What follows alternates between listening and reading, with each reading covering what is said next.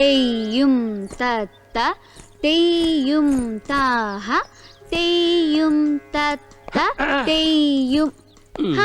കേളുവാശൻ എന്താ ഇതിലെ? അല്ല, ഇതുവഴി പോയപ്പോ ഒന്ന് കേറിപ്പോയി, അത്രേ ഉള്ളൂ. ഇതിനു മുൻപ് ഇതുവഴി പോയപ്പോ ഒന്നും കേറിയിട്ടില്ലല്ലോ. അതെ, പെരക്ക ഇപ്പൊ ലേശം കൂടുതലാ. നടന ഗ്രാമം എവിടെ വരെ ആയി കാര്യങ്ങൾ? സക്സസ്. വളച്ചിട്ടില്ലാതെ കാര്യം പറയാം. മീറ്റിംഗും ജാഥയൊക്കെ അവിടെ നിൽക്കട്ടെ. ഒരു കലാകാരി എന്ന നിലയിൽ സെൻഗ്വേര സാറുമായി ഒന്ന് സഹകരിച്ചൂടെ? അല്ല, കമ്പനിയുമായിട്ട് സഹകരിച്ചൂടേന്ന്. അതിപ്പോ കുട്ടി, നമ്മുടെ കലയും നൃത്തവും ഒക്കെ ഇപ്പൊ വിദേശികൾക്കേ വേണ്ടൂ. കുട്ടിയുടെ മനസ്സ് മാറിയെങ്കിൽ പറഞ്ഞോളൂ, ഞാൻ ശങ്കുവര സാറിനോട് പറയാം. സെൻഗ്വേര സാറിനോട് പറയാം. കുട്ടിയുടെ ഈ സ്ഥാപനം അദ്ദേഹം വലിയ നിലയിൽ എത്തിക്കും. ഫോറിനേഴ്സ് വരും, ഡോളേഴ്സ് തരും.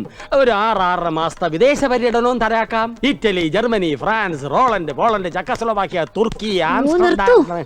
തൽക്കാലം വേണ്ട, തോന്നുമ്പോ പറയാം. അല്ല, എങ്ങനെയുണ്ട് കുട്ടികളുടെ പാണ്ഡവം? എന്താ കഴിവ്? പഠിപ്പിച്ചു തുടങ്ങിയല്ലേ. വാസനയുള്ള കുട്ടികളെ ആദ്യ ക്ലാസ്സിൽ തന്നെ തിരിച്ചറിയാം. അറിയണം. നോക്കട്ടെ.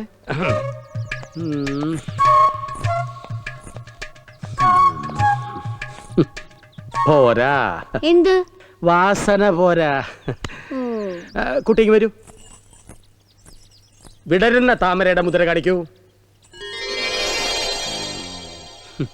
താമര ഇങ്ങനെയാ വിരിയ? എന്താ ഇങ്ങനെയല്ലേ?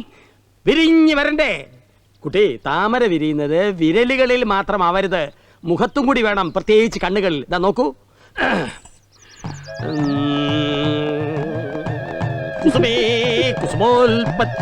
അതൊരു സമസ്യയല്ലേ? ആണോ? എല്ലാം ഓരോ സമസ്യയല്ലേ. സമസ്യയുടെ കാര്യം പറഞ്ഞപ്പോഴേക്കും എത്തിയല്ലോ. കുട്ടി എങ്ങോട്ട് പോയിക്കോളൂ. ചങ്ങാതി എവിടെ? അവൻ ടൗണിൽ പോയി.